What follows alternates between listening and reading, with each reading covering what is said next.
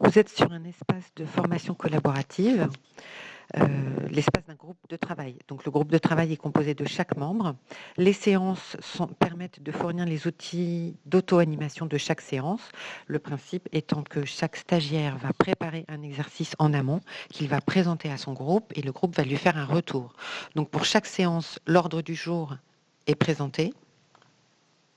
Il est détaillé et minuté de manière à s'intégrer facilement dans un emploi du temps et à assurer une séance de travail qui soit fructueuse et dynamique.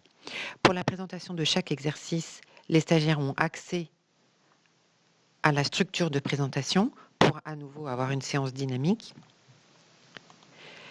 Pour chaque séance, vous avez des fonctions qui sont réparties et qui tournent à chaque fois. Une fonction de gestion du temps, d'organisation de gestion du temps, d'organisation de la séance et de rédaction du compte-rendu. Et à l'issue de chaque séance, un compte-rendu est adressé, donc un compte-rendu qui répond à des items bien spécifiques pour faire le lien avec le consultant. Ensuite, là, vous avez les différents exercices qui doivent être remplis par chaque stagiaire pendant toute la durée de la formation. Là, vous voyez qu'on est sur une formation qui dure 16 séances. Il est certain qu'une formation managériale serait moins longue, avec peut-être moins d'exercices également à faire. Après, les exercices, ils sont tous structurés de la même manière, donc je vous propose de vous en présenter un.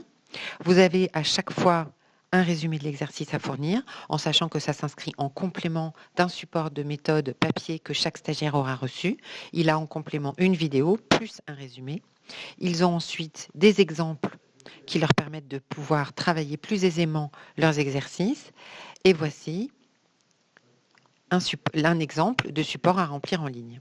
Donc le consultant a évidemment accès à ce support, ce qui lui permet de pouvoir aider chaque stagiaire dans la réussite, enfin plutôt la rédaction de ces exercices.